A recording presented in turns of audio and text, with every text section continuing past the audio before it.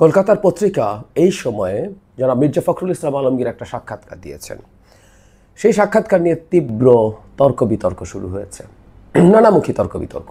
কারণ সেখানে জামায়াতে ইসলামী এবং এনসিপি নিয়ে এমন কিছু মন্তব্য আছে, বা আওয়ামী লীগ নিষিদ্ধকরণ নিয়ে আলাপ, ভারতের সাথে সম্পর্ক, নানামুখী তর্ক বিতর্ক চলছে। এখন এই প্রেক্ষাপটে এই সাক্ষাৎকারটা নিয়ে কথা বলা কঠিন, এই কারণে আসলে আমি দীর্ঘ সময় অপেক্ষা করেছি কি বলবো সেটা ভেবে, কারণ নানা রকম প্রতিক্রিয়া আসছিল।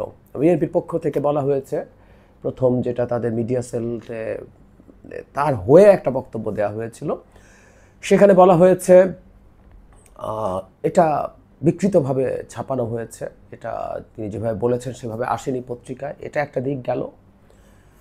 তার চাইতে জরুরি কথা, তিনি নিজে সরাসরি অন্তত দুটো জায়গায় কথা বলেছেন। আমি ওই দুটো জায়গায় কি বলেছেন সেগুলো দেখি, এবং এর বাইরেও ওগুলোকে আমরা বাদ রেখেও যদি আলোচনা করি, অতি গুরুত্বপূর্ণ কিছু ইস্যু আছে। ডক্টর ইউনূস ইভেন ক্ষমতা ধরে রাখবেন কি রাখবেন না, এই ধরনের আলাপ আছে।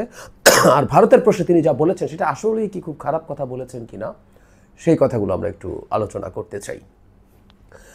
যারা ফখরুল দুটো জায়গায় আমি দেখলাম এখন পর্যন্ত আমার চোখে পড়েছে, বিডি নিউজ 24 এবং মানব জমিনের সাথে কথা বলেছেন তারা যখন তাকে ফোন করেছে, সেখানে তিনি দুটো জিনিস অস্বীকার করেছেন, যেটা উনি বলেননি। সত্যিকার অর্থে জামায়াতের আসন চাওয়ার ব্যাপারটা আমি ব্যক্তিগতভাবে মনে করি জামায়াত আসনের নেগোশিয়েট করছে, এটা আমি আমার দীর্ঘদিন আমি বিশ্লেষণে এই আলাপটা করছি, এটা না জেনেই করছি। আর বিএনপি কারোর কাছ থেকে আমি শুনিনি, তাদের আচরণ দেখে সেটার অ্যানালিসিস আমি করার চেষ্টা করেছি।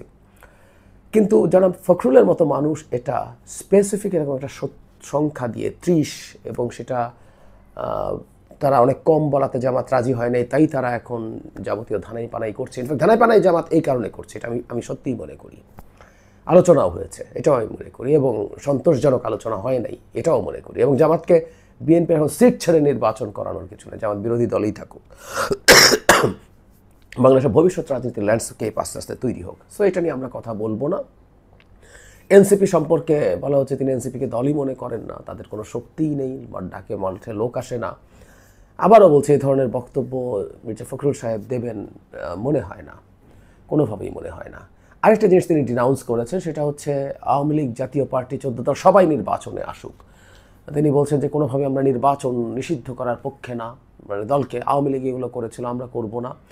পরে মানব জমিনকে তিনি বলেছেন যে আওয়ামী লীগের ব্যাপারে সিদ্ধান্ত তারা আগেই জানিয়েছেন, আমি এটাও ঠিক মনে করি। সুতরাং উনি আওয়ামী লীগও নির্বাচনে আসুক এটা বলার মতো ইমপ্র্যাকটিক্যাল ওনার হওয়ার কোনো কারণ নেই।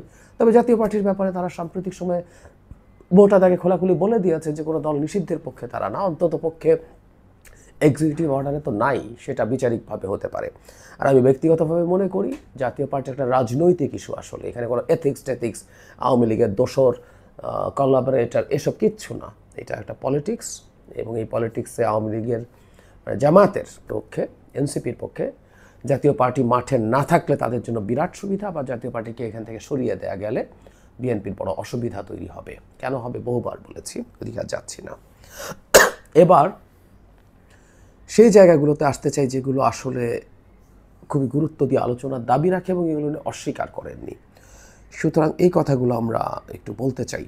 আমি সবচেয়ে গুরুত্বপূর্ণ আমার কাছে মনে হয়েছে প্রধান উপদেষ্টা নির্বাচন নিয়ে যে ধরনের পরিস্থিতির কথা বলছে, সেটির মধ্যে একটা পটেনশিয়াল বিপদ আছে, সেই বিপদ নিয়ে আমাদের সতর্ক থাকা দরকার। তার আগে ভারত নিয়ে একটু কথা বলি। সেটা হচ্ছে, প্রশ্নটা এরকম ছিল, ইউনূস বলছেন ফেব্রুয়ারিতে ভারতের প্রভাব ছাড়া নির্বাচন ও সরকার গঠন হবে। সত্যিই কি বাংলাদেশে ভারতের কোনো প্রভাব আর অবশিষ্ট নেই? জনাব আলমগীরকে কোট করা হচ্ছে এভাবে, ভারত মুক্তিযুদ্ধের সহযোগী, সেই সময় 1 কোটি মানুষকে আশ্রয় দিয়েছে ভারত। ভৌগোলিকভাবেও বাংলাদেশের 3 দিকে ভারত, একদিকে সাগর, সুতরাং ভারতের প্রভাব বাংলাদেশে থাকবেই। সমস্যা হলো বাংলাদেশ বলতে শুধু আওয়ামী লীগকে বুঝেছে ভারতের শাসকরা। আওয়ামী লীগের ভাষ্য মেনে বিএনপি আর জামাতকে একই বন্ধনীতে রেখেছে। তিনি একটা কথা বলছেন যে দুই দল একই না, তারা নির্বাচনী জোট করেছিলেন, তারা মুক্তিযুদ্ধের সংবিধান রক্ষায় আজও স্বাধীনতা বিরোধীদের সাথে লড়াই করছে, বা আমরা সাথে আছে। দুটোকে একসাথে একই ব্র্যাকেটে রাখার কথা বলছে, যে সেটা কোনোভাবেই ঠিক হয় না। উনি যেটা বলছেন যে আমার ধর্মীয় রাজনীতি করে, বিএনপি করে না। তিনি খুব ক্লিয়ারলি বলছেন এভাবে যে আওয়ামী লীগের বিরুদ্ধে, বাকিদের সাথে যোগাযোগ রাখেনি বলেই আওয়ামী লীগের বিরুদ্ধে ক্ষোভের পাহাড় তীব্র ভারত বিরোধিতা পর্যবসিত হয়েছে। তবে উনি আশ্বাস দিচ্ছেন, এভাবে বলছেন জামাতকে সুবিধা নিতে দেব না, ভারতের সঙ্গে যোগাযোগ থাকুক, কলকাতা যাবেন, উনি ওনার স্মৃতিচারণ করছেন। ভারতের প্রভাব বাংলাদেশের কি থাকবে না? উত্তর হচ্ছে থাকবে।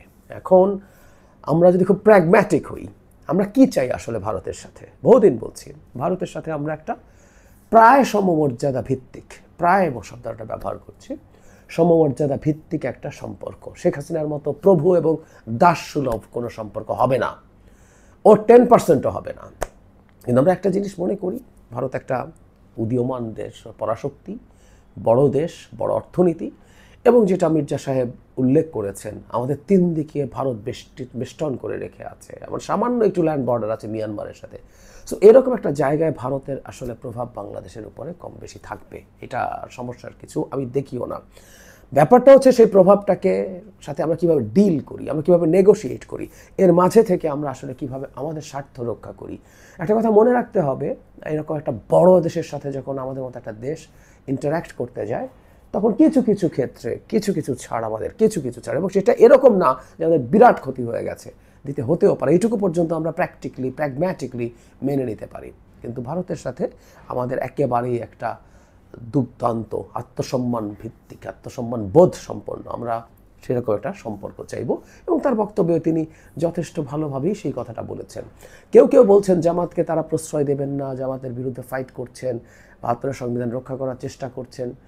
জামাত নিয়ে বক্তব্য আমি আসলে গ্রহণ করি না, কারণ জামাত সংক্রান্ত বক্তব্যগুলো তিনি আসলে নাকচ করেছেন, সুতরাং আমরা সেটা নিয়ে কথা বলবো না। কিন্তু সংবিধান রক্ষার কথা, হ্যাঁ, যে সংবিধান বাতিল করে নতুন সংবিধান লেখার বিরুদ্ধে তো বিএনপি দাঁড়িয়েছে, সুতরাং এই বক্তব্যের মধ্যে নতুন করে কিছু উনি বলেছেন বলে তা আমি মনে করি না। হয়তো এটা নিয়ে জল ঘোলা করার কিছু আছে বলে সেটাও মনে করি না। এবার যে জরুরি ব্যাপারটা সেটা হচ্ছে, এটা নির্বাচন নিয়ে ডক্টর ইউনূসের উপর আস্থা রাখা নিয়ে বলা হচ্ছে।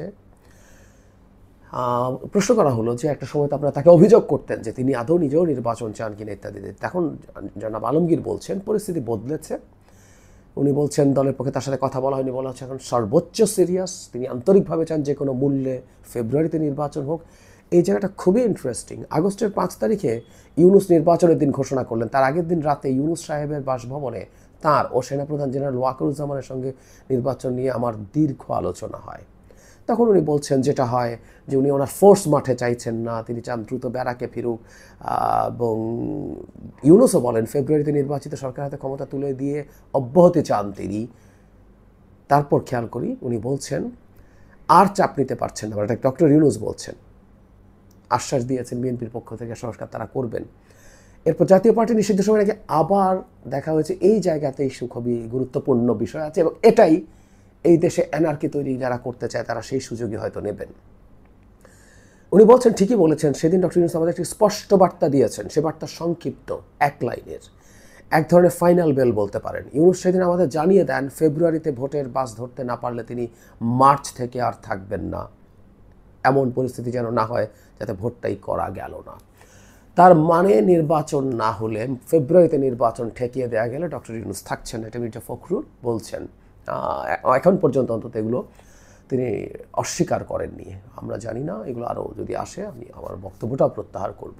তিনি যে দুটো করেছেন সে দুটো বাদ দিয়ে কথা বলছি। ডক্টর ইউনূস পদত্যাগ করতে পারেন বা তাকে পদত্যাগ করার পরিস্থিতি তৈরি করা হতে পারে, এটা কিন্তু আমরা নানাভাবে ফিসফাস শুনছি।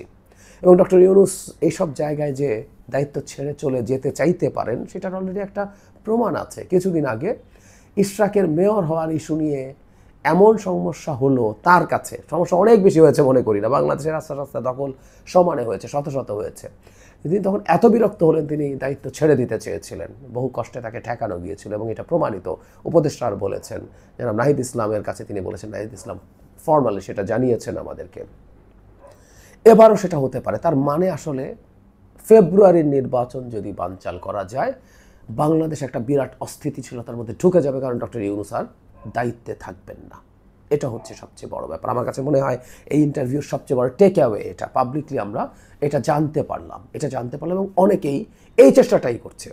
জামাতকে দিয়ে এনসিপি সবাই একত্র হয়ে তারা যদি নির্বাচন বয়কটের পথে যায়, জাতীয় পার্টিকে নিষিদ্ধ করার মাধ্যমে, আগে ওটা করবে তারপর বয়কটের দিকে যায়, তখন ফেব্রুয়ারিতে নির্বাচন হবে কিনা একটা বড় প্রশ্ন, কারণ মাঠে আর কেউ নেই বিএনপি এবং তার সহযোগী দল ছাড়া। তখন কি হবে? এই প্রশ্নগুলো তখন আসবে, এবং এটা একটা বিরাট সিরিয়াস প্রশ্ন তৈরি করবে। এবং সেটা যদি করা যায় ডক্টর ইউনূস চলে যাবেন। ডক্টর ইউনূস চলে গেলে তাকে সেটা নিশ্চিত করা গেলে সেখানে কে বসবেন, কারা কারা বসবেন, ক্যাবিনেটের একজন বিরাট পাওয়ারফুল মানুষ আছেন তিনি, বা বাইরে থেকে কেউ আসবেন, তারপর যে প্রেসিডেন্টকে সরিয়ে কাকে প্রেসিডেন্টকে বসাবেন, নানা প্লট আছে এবং এগুলো মানেই হচ্ছে বাংলাদেশকে একটা অস্থিতিশীলতার দিকে নিয়ে যাওয়া। সেই রকম একটা সরকার আসলে হঠাৎ করে একটা বিপ্লবের প্রক্লেমেশন হতে পারে এবং সেটা করে সংবিধান বাতিল হয়ে যেতে পারে, বাতিল করে এরপর তো বাকিটা ঝুলেই গেল। এই প্লটের দিকে আগাচ্ছে এবং মির্জা ফখরুল সাহেবের এই বক্তব্যের পর আমাদের আরও সতর্ক হওয়া দরকার।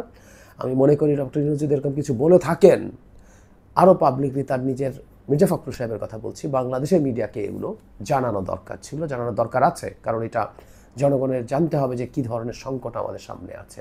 তিনি কলকাতার অত্যন্ত নিচু স্থানীয় একটা পত্রিকাকে ইন্টারভিউ দিয়েছেন, এটারও সমালোচনা হচ্ছে, হওয়ারই কথা, দরকার ছিল না। অন্তত কথা বলেছেন তিনি, ইন্টারভিউ না দিয়ে আলাপচারিতার ঢঙেও কথা বলেছেন, এইটুকু অন্তত স্বীকৃতি আছে। আর যদি তারা সত্যিকার অর্থেই সাক্ষাৎকারের ফর্মে না নিয়ে বা অফ রেকর্ড কথাবার্তা পাবলিশ করে দেন বা একেবারে বানিয়ে লেখেন, এগুলোর বিরুদ্ধেও ব্যবস্থা নেওয়া উচিত, কমপ্লেন করা উচিত বলে